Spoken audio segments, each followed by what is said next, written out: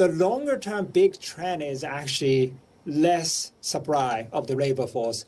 It's not only in Japan, meaning aging workforce is a big thing for Japan, but not only Japan, actually even in the U.S. and European countries, what we are seeing is less and less supply of the labor force. And for example, in the U.S., just 15 years ago, U.S. was adding 2.53 million additional working age population every year.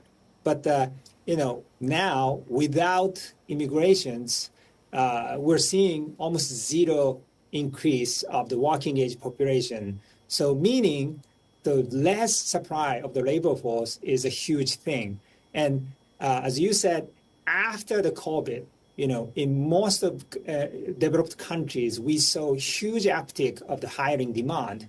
But right now, we're seeing is 2-3 years consecutive, the same straight years of the downward of the hiring trend.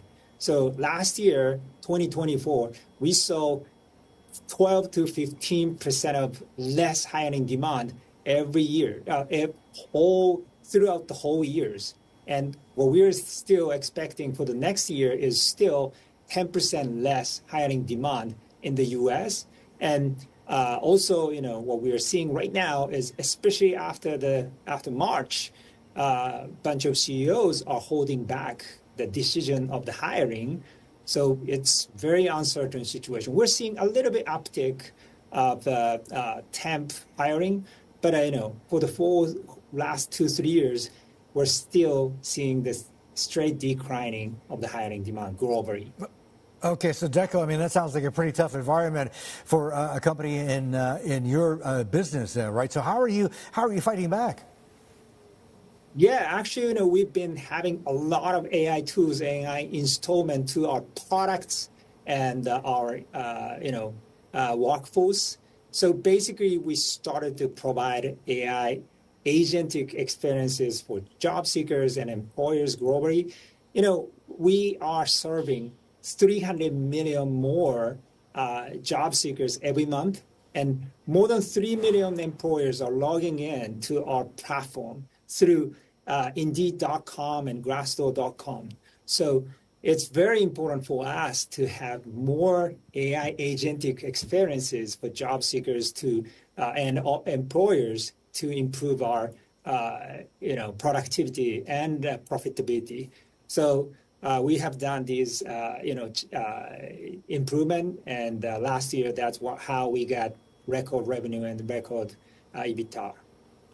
Oh, so that's interesting. So what you're basically saying is, look, there's really nothing that Recruit can do about supply or demand, about the fundamentals, right? But what you can do with AI is take as much friction as possible out of the recruiting, hiring, and scouting process for both sides. Yes, that's right. That's a great explanation. So, think about it.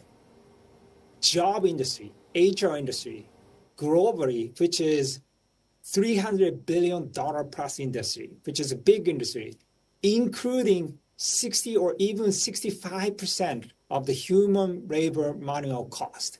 As you can imagine, people are applying many times, sometimes 20 times, 30 times. And, most of the time, what we are getting as a complaints from job seekers are, hey, I applied many times, but I'm not hearing back anything, because there's so many manual work in this process. So when we are thinking, for the next 5 years, 10 years, with the AI improvement, this HR industry, $300 billion plus industry, will be transformed a lot to be way simpler, way easier for job seekers and employers to find a new job and to fill the open positions.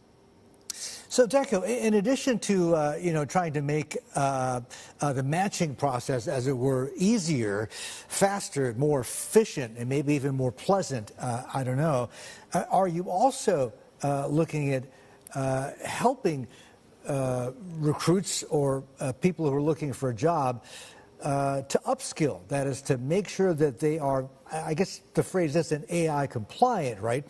But that they are fluent with AI.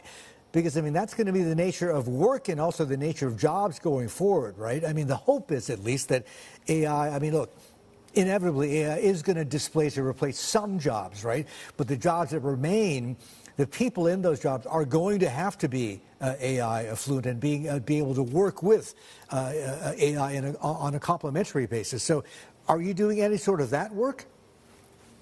Yeah, that would be our future. But right now, what we're focusing on is, again, as I said, job seekers are still applying 10 times, 20 times. So they don't know what kind of fit they can find with their resumes or their past experiences, and sometimes even with their certificate.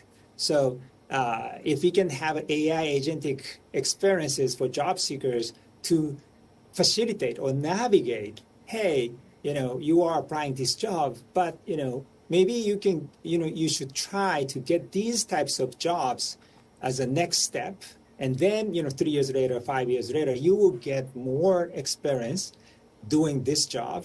That will be the next good step. That's how we are thinking right now.